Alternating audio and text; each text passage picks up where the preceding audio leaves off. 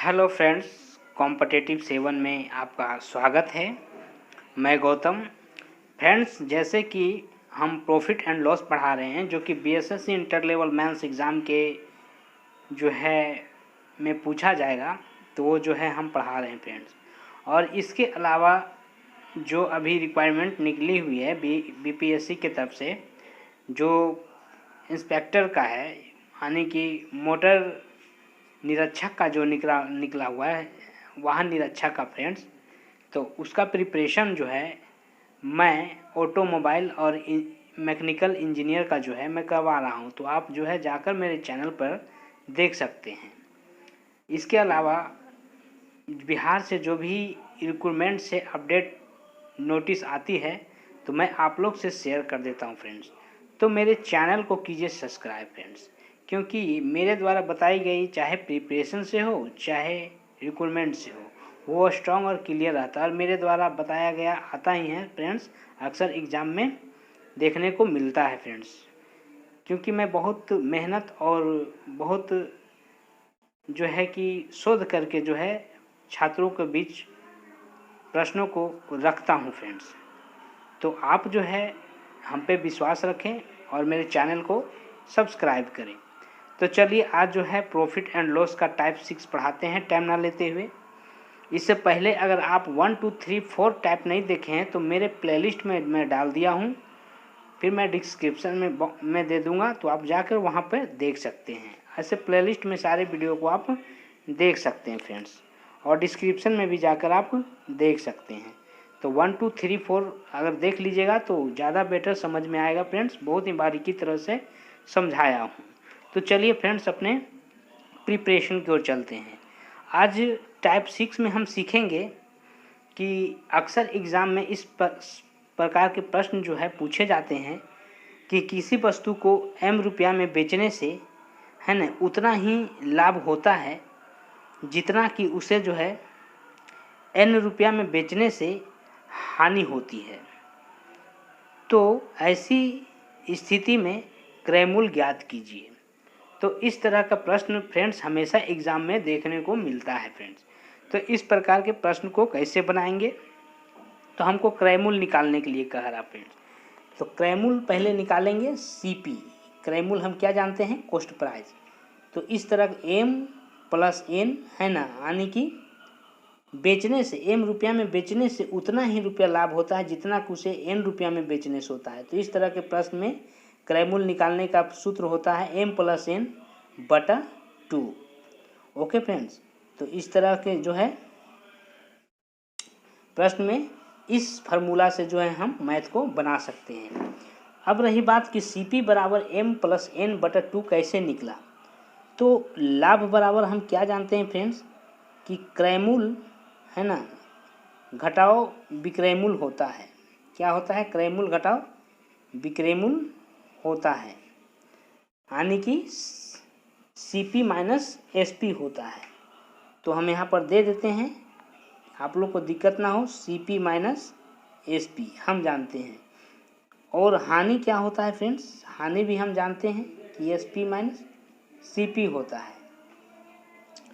अब जो है फ्रेंड्स कि अब जो है हम क्या करते हैं कि क्रय मूल्य हम क्या माने थे कि m रुपया में बेचने पर, तो हम इस तरह इसको कर सकते हैं MCP बराबर CPN, यानी कि m रुपया में बेचने पर उतना ही लाभ होता है, m रुपया में बेचने पर उतना ही लाभ होता है जितना कि हानि होता है, जो है n रुपया में बेचने पर जो है उतना ही हानि होता है। ओके फ्रेंड्स, तो हम क्या करेंगे, इसको जो है m यानी इधर इधर तो 2CP हो जाएगा बराबर MN CP बराबर क्या निकल जाएगा फ्रेंड्स, MN बटा 2। आशा करता हूँ ये जो है आपको समझ आया होगा। तो इसी तरह जो है ये हमारा सूत्र निकला फ्रेंड्स। ओके, तो चलिए अब क्वेश्चन की तरफ चलते हैं। तो आइए प्रश्न की ओर चलते हैं। कह रहा एक रेडियो को अगर 760 रुपया में बेचने से उतना ही लाभ होता है जितना कि 540 रुपया में बेचने से हानि होती है, तो उसका क्रय मूल्य ज्ञात कीजिए। तो हम आपको किस प्रकार बताएं कि जब इस तरह का प्रश्न निकले कि रुपया में जो है बेचने से लाभ होता है उतना ही रुपया में बेचने से जो है हानि होता है, तो जो है इस तरह जब रहे तो क्रय मूल्य ज्ञात करने के लिए कहे तो हम क्या बोले थे कि सीपी लगाना है। ठीक है, क्रय मूल्य बराबर इस तरह के प्रश्न में क्या हो जाएगा, एम उतना ही प्लस एन बटा 2, उतना ही क्या हो कि उतना ही लाभ होता है जितना कि एन रुपया में बेचने से हानि होता है। तो एम प्लस एन बटा 2, एम रुपया में बेचने से उतना ही लाभ होता है जितना कि एन रुपया में बेचने से हानि होता है फलान। तो एम रुपया यानी कि पहला शुरू रुपया क्या है 760 रुपया, फिर क्या है फ्रेंड्स 540 रुपया बटा 2, यानी कि हम दोनों को अगर ऐड कर देंगे तो 1300 रुपया निकलेगी और जो है इसको हम काट देंगे फ्रेंड तो 650 रुपया। यही हमारा इस तरह के प्रश्न में सॉल्यूशन होता है। इस तरह हम सॉल्व करते हैं इस तरह प्रश्न को। तो चलिए, अगर नहीं समझ में आया है तो नेक्स्ट क्वेश्चन की तरफ चलते हैं, उसमें आपको समझ में आ जाएगा फ्रेंड्स। तो चलिए देखिए, प्रश्न 2 क्या कह रहा है कि किसी वस्तु को 668 रुपया में बेचने से उतना ही लाभ होता है जितना कि 492 रुपया में बेचने से हानि होती है, तो उस वस्तु को कितने रुपया में खरीदा जाएगा। तो आप जो है इसे स्किप करके बना सकते हैं फ्रेंड्स। फिलहाल आशा करते हैं कि आप स्किप करके इसे बनाने का प्रयास किए होंगे। तो अब हम बताते हैं फ्रेंड्स, बस उसी तरह करना है। अगर इस तरह के प्रश्न में कि फलाना रुपया में बेचने से लाभ होता है तो उतना ही लाभ होता है जितना कि फलाना रुपया में बेचने से हानि होती है, तो इस तरह के प्रश्न में जो है क्या करेंगे फ्रेंड्स कि इस तरह के प्रश्न में बस सीपी तो क्रय मूल्य ज्ञात कीजिए, है ना। तो जो है कितना में खरीदा गया या क्रय मूल्य क्या होगा, तो क्रय मूल्य निकालने के लिए इस तरह के प्रश्न में क्या कर देंगे, जितना रुपया में बेचा गया, एम रुपया में बेचा गया और फिर उतना रुपया, फिर जो है 432, जितना रुपया में बेचा गया उतना रुपया का लाभ हुआ, जितना रुपया में बेचा गया, फिर जो है दूसरा रुपया में बेचा गया तो उतना ही हानि हुआ, है ना।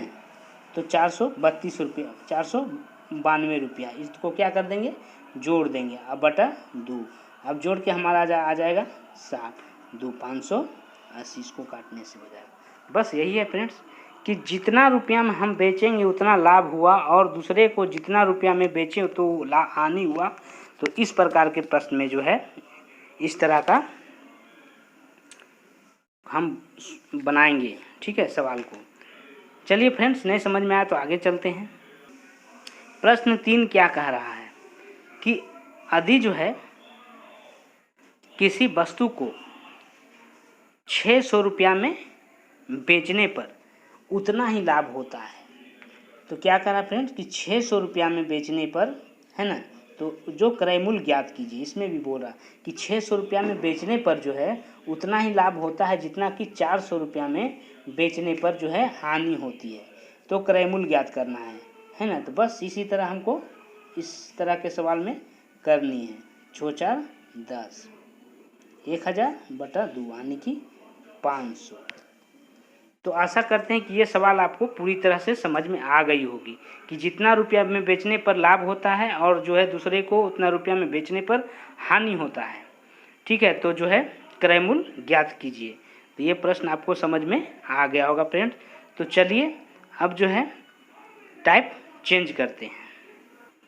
अब देखिए फ्रेंड्स क्या कह रहा है, सवाल थोड़ा चेंजिंग है लेकिन आसान है कि यदि जो है प्रति 40 बटन बेचने से 10% की हानि होती है। बस प्रश्न उसी तरह है जो आगे हम समझा रहे थे, 6 जो समझा रहे थे, लेकिन थोड़ा सा इसमें परसेंटेज है। तो अब समझिएगा फ्रेंड्स कि यदि जो है प्रति 40 बटन 40 रुपया प्रति बटन बेचने से 10% की हानि होती है।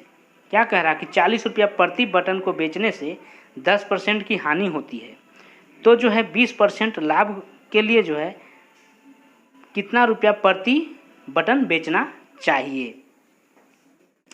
तो हम इस तरह के प्रश्न में क्या करते हैं फ्रेंड्स, सबसे पहले ये जो है रकम और मात्रा वाली प्रश्न है फ्रेंड्स। रकम, इस तरह के प्रश्न को रकम और मात्रा वाली जो है क्वेश्चन कहते हैं। तो जो है इस तरह के प्रश्न में जो है पहले हम जो है क्या करेंगे, 1/40 करेंगे, ठीक है, 40 रुपया प्रति।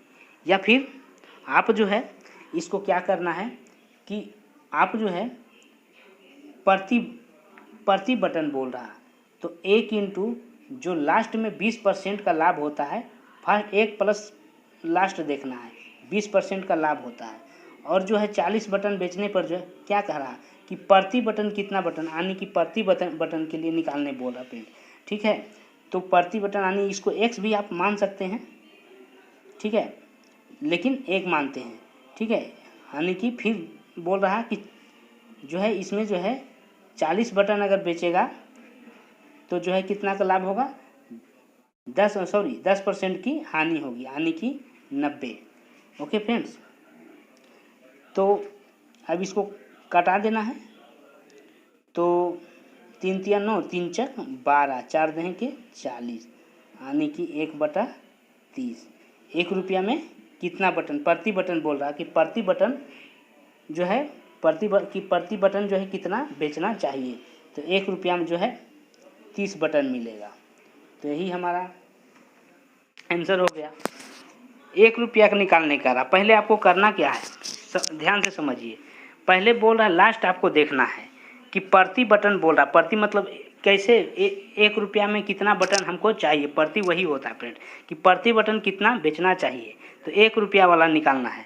तो यहाँ तो 40 बटन का दिया ही है कि 10% हानि होती है और 20% लाभ पाने के लिए अब इसमें प्रति बटन यानी कि 1 को बैलेंस करना है। देखिए इसको बैलेंस किए, 1 रुपया प्रति बटन 120 किए, पहले लास्ट से चलना है, ठीक है। उसके बाद फर्स्ट वाला जो है नीचे होगा, यानी कि 40 बटन बेचने में 10% की हानि होती है, ये नीचे कर देना है और एक जो निकालने का रहा उसको ऊपर कर देना है, ठीक है। और जो इस तरह कैलकुलेशन कर लेंगे तो जो है 10 ये हो जाएगा। तो आशा करते हैं फ्रेंड्स कि ये जो है आपको समझ आया होगा। तो जो है ये जो हमारा लास्ट, फिर कल मिलेंगे फ्रेंड्स, कल फिर से बताएंगे। तो ये जो है आप जो है छोटा ही समझिए लेकिन समझ जाना चाहिए आपको, ठीक है। तो साथ में 2 और प्रश्न बचे हैं, तो उसको जो है कल हम कंप्लीट कर लेंगे।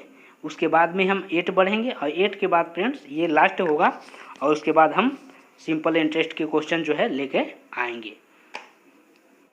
तो चलिए फ्रेंड्स, फिर होगी नेक्स्ट वीडियो। और जो है फ्रेंड्स जो मैं